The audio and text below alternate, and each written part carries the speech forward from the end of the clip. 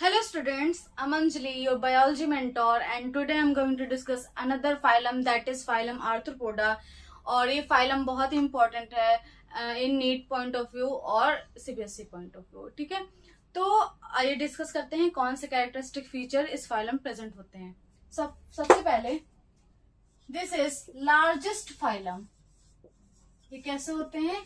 Largest phylum होते हैं क्योंकि over 2/3 insects are present on earth. Over 2/3 insects are present on earth. सबसे ज्यादा इसी फाइलम के मेंबर्स अर्थ पर पाए जाते हैं, इसलिए इसे लार्जेस्ट फाइलम कहा जाता है. ये फाइलम में अब देखते हैं कौन से कैरेक्टरिस्टिक फीचर प्रेजेंट है. ये कैसे होते हैं? इनमें organ level of organisation present होता है. इसका मतलब कि डिफरेंट फंक्शन को परफॉर्म करने के लिए डिफरेंट ऑर्गन्स प्रेजेंट होंगे. ये कैसे होंगे? बाइलेटरल सिमेट्री शो करेंगे. कैसे सिमेट्री शो करेंगे? बाइलेटरल सिमेट्री शो करेंगे. अब बच्चों, what is bilateral symmetry? Just for example, this is organism. अगर हम इसे बीच से कट करेंगे, ठीक है, तो इसका जो राइट पोर्शन है और जो लेफ्ट पोर्शन है वो इक्वल हाफ्स में डिवाइड होगा. यहां पर जो सेल्स प्रेजेंट होंगी वो यहां पर भी प्रेजेंट होंगी. अगर कोई ऑर्गेनिज्म इस टाइप की सिमेट्री शो करता है तो उसे हम क्या कहते हैं? बाइलेटरल सिमेट्री कहते हैं. ठीक है, ये कैसे होंगे? सिलोमेट होंगे.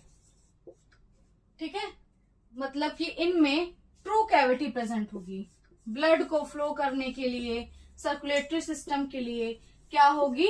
ट्रू कैविटी, खाली जगह प्रेजेंट होगी. ठीक है, अब ये कैसे होते हैं? सेगमेंटेड होते हैं. ठीक है, ये कैसे होते हैं? सेगमेंटेड होते हैं. क्यों? क्योंकि इनकी जो बॉडी होती है वो सेगमेंट्स में डिवाइडेड होती है. ठीक है, ये कैसे होते हैं? ट्रिप्लोब्लास्टिक होते हैं. इनमें 3 जर्म लेयर्स प्रेजेंट होती हैं. How many germ layers? 3 germ layers present होती हैं. पहली जर्म लेयर को हम क्या कहेंगे? एक्टोडर्म. सेकेंड को क्या कहेंगे? Mesoderm. And third one is endoderm. अब बेटा ये जो जर्म लेयर है, 3 जर्म लेयर है, वो आई कहां से? जब मेल और फीमेल गैमेट फ्यूज करता है तो वो क्या बनाता है? जाइगोट बनाता है. जाइगोट फर्दर डेवलपमेंट करता है, अपने सेल को डिवाइड करता है और वो 3 जर्म लेयर्स में डिवाइड हो जाता है. ठीक है, तो ये जो 3 जर्म लेयर्स हैं वो वहां से आई है. ठीक है, अब देखते हैं कि इनको आर्थ्रोपोडा क्यों कहा जाता है. क्योंकि इनकी जो बॉडी होगी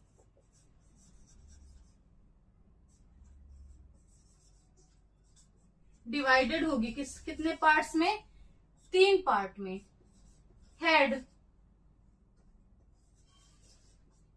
थोरैक्स एंड अब्डोमेन. इनकी जो बॉडी होगी वो 3 पार्ट में डिवाइडेड होगी, that is head, thorax and abdomen. Head sir को कहेंगे, गले वाले पोर्शन को क्या कहेंगे? थोरैक्स कहेंगे, और जो मेन इनकी बॉडी होगी उसे क्या कहेंगे? अब्डोमेन कहेंगे, जिसमें मेन इनके जो ऑर्गन्स होंगे वो अब्डोमेन में प्रेजेंट होंगे. अब बेटा, जो अब्डोमेन है उससे क्या होगा? जो हाथ और पैर होगा, हैंड और लेग्स होगा, ये क्या होगा? अटैच होगा. तो अगर इस तरह का अटैचमेंट होता है तो उसे क्या कहते हैं? जॉइंटेड. इनमें क्या होगा? जॉइंटेड अपेंडेजेस पाया जाएगा. ठीक है, क्योंकि इनकी जो मेन बॉडी है उससे क्या होगा? अटैच होगा. हैंड और लेग्स जो होगा वो अटैच होगा. ठीक है, इसलिए इसे क्या कहते हैं? आर्थ्रोपोडा. आर्थ्रोपोडा का मतलब ही क्या होता है? Arthro means joint and poda means appendages. इसलिए इसका नाम क्या पड़ा? आर्थ्रोपोडा. पोडा, क्योंकि इनमें जॉइंटेड अपेंडेजेस पाए जाते हैं।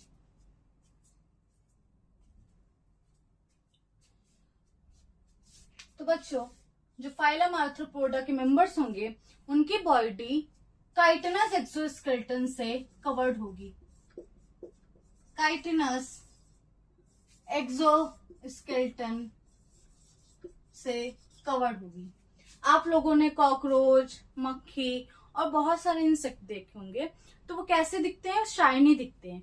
वो शाइनी क्यों दिखते हैं? क्योंकि उनकी जो बॉडी की कवरिंग होती है वो एक काइटिन प्रोटीन से बनी होती है। ठीक है, उनमें काइटिनस एक्सोस्केलेटन पाया जाता है। ठीक है, अब हम बात करें कि रिस्पिरेशन की। इनमें रेस्पिरेटरी सिस्टम कौन कौन सा प्रेजेंट होता है? तो इनमें गिल्स प्रेजेंट हो जाता है और बुक गिल्स, बुक लंग्स और ट्रैकियल सिस्टम, ट्रैकियल सिस्टम भी प्रेजेंट होता है। रेस्पिरेशन में कौन कौन से ऑर्गन्स आएंगे? गिल्स, बुक लंग और ट्रैकियल सिस्टम। तो आइए हम देखते हैं, एक एग्जांपल देख लेते हैं कि गिल्स किस में प्रेजेंट होगा। गिल्स प्रेजेंट होगा प्रॉन में। ठीक है, 16 पेयर्स ऑफ गिल्स प्रेजेंट होता है प्रॉन में। बुक गिल्स किस में प्रेजेंट होगा? क्रैब्स, क्रैब्स का एग्जांपल ले लीजिए, उसमें क्या होगा? बुक गिल्स प्रेजेंट होगा। बुक लंग किस में प्रेजेंट होगा? स्कॉर्पियन, बिच्छू का एग्जांपल ले लीजिए, उसमें क्या प्रेजेंट होगा? बुक लंग प्रेजेंट होगा। और ट्रैकियल सिस्टम, जो सेंटीपीड और मिलीपीड होंगे, जो रेंगने वाले होंगे, मिलीपीड, रेंगने वाले से मतलब ये नहीं कि रेप्टाइल्स की मैं बात कर रही हूँ, ये जो सेंटीपीड होते हैं, मिलीपीड होते हैं, वो भी रेंग कर ही चलते हैं। ठीक है, तो ट्रैकियल सिस्टम उनमें प्रेजेंट होगा। ठीक, अब हम बात करें कि इनमें सर्कुलेटरी सिस्टम कैसा होगा। तो बच्चों, मैंने लास्ट फाइलम में बताया था कि जो सर्कुलेटरी सिस्टम था वो कैसा था? क्लोज टाइप का था। पर फाइलम आर्थ्रोपोडा में जो सर्कुलेटरी सिस्टम होता है वो कैसा होता है? ओपन टाइप का होता है। अब ओपन टाइप का सर्कुलेटरी सिस्टम से क्या मतलब है कि इनमें जो ब्लड होगा वो वेसल्स के थ्रू या ट्यूब के थ्रू, नलियों के थ्रू नहीं जा करके वो सीधा एक कैविटी में छोड़ दिया जाएगा। जो ब्लड होगा वो एक कैविटी में फ्लो करते रहेगा, जिसमें वो बॉडी ऑर्गन्स जो होंगे वो डूबे हुए होंगे। ठीक है, इनमें जो ब्लड होगा वो किसी भी ट्यूब के थ्रू किसी भी ऑर्गन में नहीं पहुंचा रहेगा, सारे ऑर्गन्स उसी ब्लड में डूबे हुए रहेंगे। तो इस टाइप का जो सर्कुलेटरी सिस्टम होगा उसे क्या कहेंगे? ओपन सर्कुलेटरी सिस्टम कहेंगे। ठीक है, अब बच्चों, इनकी बॉडी को बैलेंस करने के लिए इनमें क्या प्रेजेंट होता है? स्टैटोसिस्ट प्रेजेंट होता है। स्टैटोसिस्ट क्या होता है? इनकी बॉडी को बैलेंस करने के लिए बैलेंसिंग ऑर्गन होता है। ठीक है, statocyst is a balancing organ. अगर हम बात करें इनमें सेंसरी ऑर्गन कैसे होता है, ये कैसे सेंस करते हैं? आपने नोटिस किया होगा, जब भी आप किसी इंसेक्ट को मारने के लिए जाते हो तो वो जल्दी से भाग जाता है। क्यों? क्योंकि उनके सेंसरी ऑर्गन्स उनमें प्रेजेंट, उन्हें पता चल रहा है कि आप उन पर अटैक करने वाले हो। ठीक है, तो उनमें सेंसरी ऑर्गन्स क्या क्या प्रेजेंट होता है? एंटीना प्रेजेंट होता है और आईज प्रेजेंट होता है। सेंसरी ऑर्गन्स क्या प्रेजेंट होता है?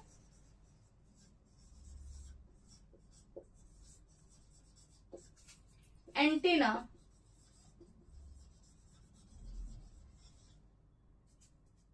और आईज। आईज भी कैसी होगी? Compound and simple. अब चलिए ये डिस्कस करते हैं एंटीना क्या करता है। तो बच्चों, कुछ जो ऑर्गेनिजम्स हैं उनमें एंटीना प्रेजेंट होता है, सेंसरी ऑर्गन। जैसे वाटर करंट हो गया, या सरफेस का या जमीन का वाइब्रेशन महसूस करने के लिए क्या होता है? एंटीना प्रेजेंट होता है। एंटीने पर एयर की वाइब्रेशन एयर आती है, जिससे क्या होता है? उनकी एंटीने में वाइब्रेशन उनको फील होता है, जिससे वो भाग जाते हैं। ठीक है, और जैसे प्रॉन हो गया, वो पानी में रहता है, तो वो क्या करता है, वाटर करंट को फील करता है। ठीक है, अब आईज में बच्चों आप लोगों ने देखा होगा, आप जैसे ही मक्खी को टच करने जाते हो वो तुरंत उड़ जाती है। क्यों? क्योंकि उसके पास कैसी आइज प्रेजेंट होती है, कंपाउंड आइज प्रेजेंट होती है। कॉकरोच में कैसी आइज प्रेजेंट होती है, कंपाउंड आइज प्रेजेंट होती है। जो कंपाउंड आइज होती है वो छोटे छोटे आइज से मिलकर के बनी होती है, और उस छोटे छोटे आइज को हम क्या कहते हैं, ओमेटीडिया कहते हैं। ठीक है, उस यूनिट को हम क्या कहते हैं, ओमेटीडिया कहते हैं। वो छोटे छोटे ओमेटीडिया से मिलकर के बनी होती है। कंपाउंड आइज में हमें क्लियरली तो नहीं दिखता है, पर हमें मोटा मोटा वो दिख जाता है, मतलब बहुत क्लियर विजिबल तो नहीं होता है, पर हमें तो उनके काम भर का तो दिख जाता है। ठीक है, तो कंपाउंड आइज क्या करती है, वो 180 रोटेट करती है। वो 180 आपका पूरा विजन वो कवर करती है। सिंपल आइज भी कुछ ऑर्गेनिजम्स में प्रेजेंट होते हैं, जैसे हमारी सिंपल आइज है, हमें जितना दिख रहा है हम उतना ही कवर कर पा रहे हैं, बट उनमें कुछ में सिंपल आइज भी प्रेजेंट होती है, हमारी जैसी आइज भी प्रेजेंट होती है। ठीक है,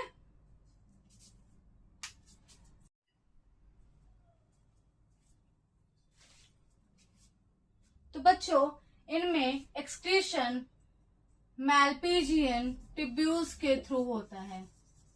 एक्सक्रीशन मैलपीजियन ट्यूब्यूल्स के थ्रू होता है। ठीक है, ये जो भी बॉडी का वेस्ट होगा वो मैलपीजियन ट्यूब्यूल के थ्रू निकालेंगे। अब देखते हैं कि इनकी जो मेल फीमेल बॉडी अलग अलग होती है या एक ही होती है। तो बच्चों members of arthropods are mostly dioecious. ये कैसे होते हैं, डायोशियस होते हैं।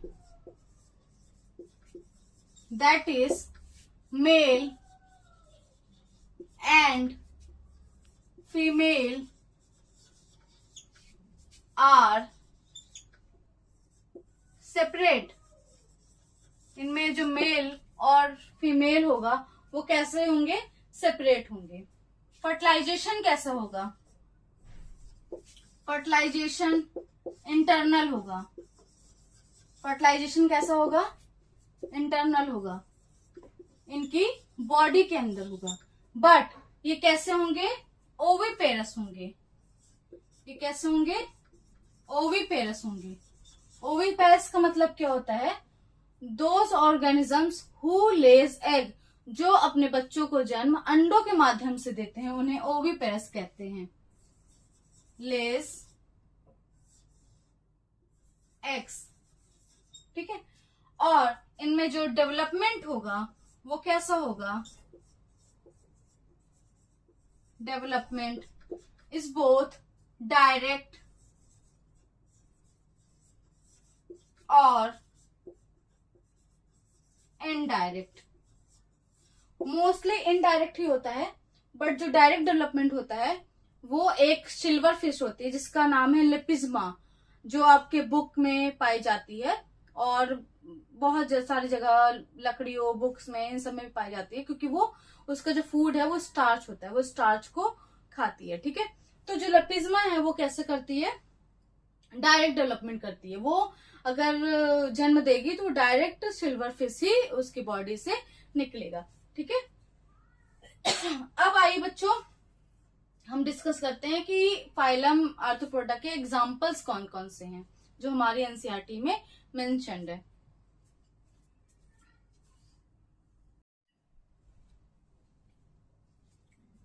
तो अगर हम आर्थ्रोपोड्स के एग्जाम्पल्स देखें तो उनमें कुछ इकोनॉमिकली इंपॉर्टेंट इंसेक्ट्स भी आते हैं। तो सबसे पहले एपिस, जो कि हनी बी का नाम है। हनी बी हमें क्या देती है, शहद देती है, जो कि हम एज अ स्वीटनर भी यूज करते हैं और मेडिसिन में भी यूज करते हैं। बॉम्बिक्स सिल्क वॉर्म का नाम है। Silk worm produces fabric. Silk worm से क्या बनता है, फैब्रिक बनता है, सिल्क का फैब्रिक बनता है, जिससे हम साड़ियों में और कपड़ों में भी इस्तेमाल करते हैं। ठीक है, लेसिफर लैक इंसेक्ट। जो लैक इंसेक्ट होता है वो लाख को क्या करता है, सिक्रीट करता है, और उससे हम क्या बनाते हैं, बैंगल्स बनाते हैं और स्टैम्प में भी यूज करते हैं। अगर हम वेक्टर्स की बात करें तो एनोफिलिस, क्यूलेक्स, एडीज, ये सब क्या है, मच्छर है जो कि कैसे काम करते हैं, वेक्टर की तरह काम करते हैं। अब बच्चों वेक्टर क्या होता है, कोई भी डिसीज को एक ह्यूमन से दूसरे ह्यूमन तक या एक एनिमल से दूसरे एनिमल तक पहुंचाने के लिए वेक्टर्स यूज होते हैं। तो एनोफिलिस, क्यूलेक्स और एडीज मच्छर है, मॉस्किटोज हैं जो कि एज अ वेक्टर काम करते हैं। अगर हम ग्रेगेरियस पेस्ट की बात करें तो लोकस्ट आता है इसमें, और लिविंग फॉसिल में क्या आता है, लिमुलस किंग क्रैब आता है। What is better living fossil, इसे लिविंग फॉसिल क्यों कहते हैं, क्योंकि जो किंग क्रैब होता है वो अभी तक इसमें कोई भी इवोल्यूशन नहीं हुआ है, वो जैसे सबसे पहले पाया गया था वो आज तक वैसा ही पाया जाता है, उनके कोई भी कैरेक्टर में कोई भी चेंजेस नहीं आए हैं। और किंग क्रैब बहुत बड़ा सा होता है, मीन्स बहुत बड़ा सा होता है, इसलिए इसे क्या कहते हैं, किंग क्रैब कहते हैं। तो बच्चों ये कुछ फीचर्स थे आर्थ्रोपोडा के। I hope you like it. और अगर आप लोगों को वीडियो पसंद आया हो, कोई क्वेश्चन हो, कोई क्वेरी हो, तो आप मुझे कमेंट भी जरूर पूछें। और अगर आपको कोई और नेक्स्ट टॉपिक भी वीडियो चाहिए तो आप कमेंट कर सकते हैं, मैं उस पर भी वीडियो डाल दूंगी। Thank you so much.